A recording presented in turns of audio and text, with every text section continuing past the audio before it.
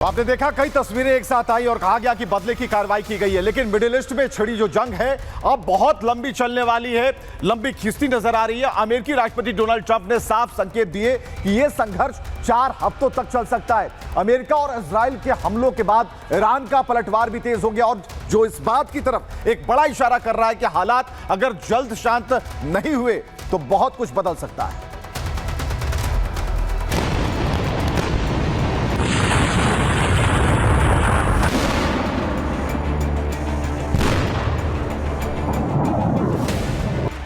Trump का plan leak, धुआं धुआं मिडिल ईस्ट। लंबी लड़ाई के लिए तैयार, यूएस का ऐलान। खामनेई खत्म, जंग कब तक? मिडिल ईस्ट में जंग की आग भड़क चुकी है और अब सवाल यह है कि क्या यह जंग सिर्फ कुछ दिनों की है या फिर लंबी चलेगी। 2 दिन पहले शुरू हुई इस जंग में अमेरिका और इजराइल ने मिलकर ईरान के कई ठिकानों पर जबरदस्त हमले किए। अमेरिकी राष्ट्रपति ने अपने मार-ए-लागो आवास पर बनाए गए सिचुएशन रूम से पूरे ऑपरेशन की निगरानी की। इस ऑपरेशन में ईरान के सुप्रीम लीडर अली खामनेई भी मारे गए हैं। इसके जवाब में ईरान ने मिसाइल और ड्रोन से पलटवार किया। इस बीच अमेरिकी राष्ट्रपति डोनाल्ड ट्रंप ने इस बात की ओर साफ इशारा किया है कि जंग पर अभी फुल स्टॉप नहीं लगने वाला है। ट्रंप ने कहा कि ये युद्ध 4 हफ्ते तक चल सकता है। ईरान एक बड़ा देश है और इसमें 4 हफ्ते लग सकते हैं। ईरान की जालिम मिलिट्री कमांड खत्म कर दी गई है। यह ऑपरेशन तय समय से पहले चल रहा है। ईरान पर हमला वेनेजुएला से ज्यादा मुश्किल है। इससे पहले भी ट्रंप कह चुके हैं कि अमेरिकी बमबारी पूरे हफ्ते या जब तक जरूरत है तब तक जारी रहेगी। खैर, ट्रंप का यह बयान दिखाता है कि अमेरिका अभी पीछे हटने के मूड में नहीं है। 2003 के इराक युद्ध के बाद पहली बार अमेरिका ने मिडिल ईस्ट में इतनी बड़ी सैन्य ताकत उतारी है। वहीं वॉर के बीच इजराइल के पीएम बेंजामिन नेतन्याहू ने वॉर रूम में मीटिंग बुलाई। नेतन्याहू का भी ये कहना है कि अभी युद्ध रोकने का समय नहीं है। आगे हमले और तेज और ज्यादा घातक हो सकते हैं। हजारों ठिकानों पर हमले बाकी हैं। कई सालों से ईरान की मौजूदा व्यवस्था को खत्म होते देखना चाहते थे। इसमें कोई दो राय नहीं कि अगर जंग लंबी खिंची तो तेल की कीमतें आसमान छू सकती हैं। मिडिल ईस्ट में अस्थिरता बढ़ेगी।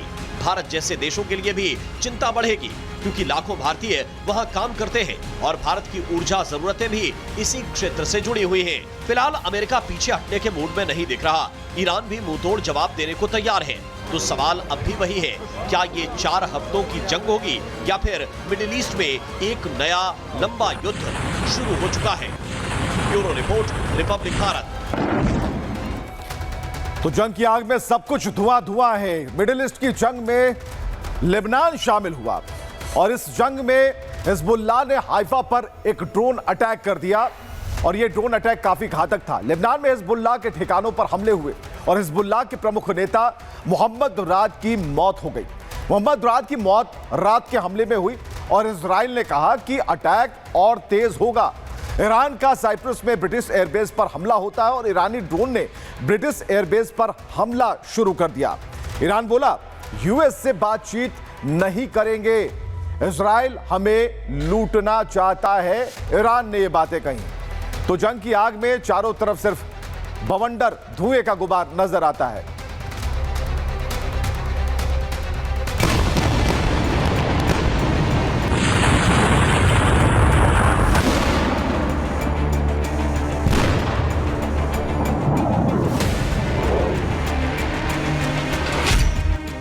क्या सऊदी क्राउन प्रिंस ने ईरान को धोखा दिया?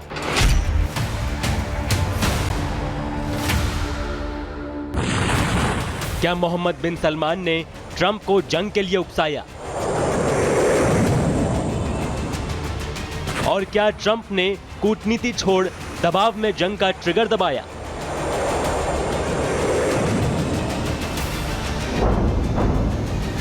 ये सवाल हम इसलिए पूछ रहे हैं क्योंकि अमेरिका, इजराइल और ईरान में जारी जंग के बीच अमेरिकी अखबार में जो खुलासा हुआ है वो मिडिल ईस्ट की राजनीति को हिला देने वाला है। द वॉशिंगटन पोस्ट ने दावा किया है कि सऊदी के क्राउन प्रिंस मोहम्मद बिन सलमान ने अमेरिकी राष्ट्रपति डोनाल्ड ट्रंप को ईरान पर हमला करने के लिए बार बार फोन कर दबाव बनाया था। अमेरिकी अखबार वॉशिंगटन पोस्ट में खुलासा, सऊदी के क्राउन प्रिंस ने ट्रंप को हमले के लिए उकसाया। मोहम्मद बिन सलमान ने ईरान पर हमले का दबाव बनाया। ट्रंप को बार बार कई प्राइवेट फोन कॉल किए। डिप्लोमेटिक हल के खिलाफ सैन्य कार्रवाई पर जोर दिया। व्हाइट हाउस में बैक चैनल लॉबिंग की। अमेरिका को तेल सप्लाई की गारंटी देकर भरोसा दिलाया। जवाबी हमले की स्थिति में साथ खड़े रहने का वादा किया।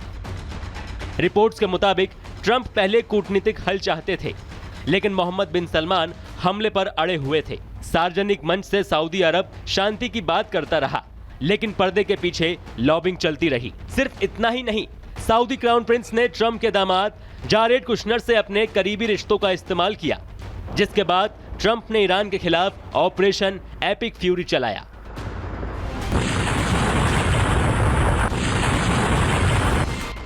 दिलचस्प बात यह है कि कुछ साल पहले ही चीन के राष्ट्रपति शी जिनपिंग की पहल पर ईरान और सऊदी के बीच सुलह हुई थी।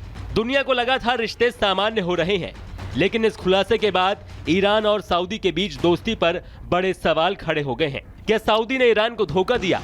क्या क्राउन प्रिंस की लॉबिंग ने जंग की चिंगारी भड़काई?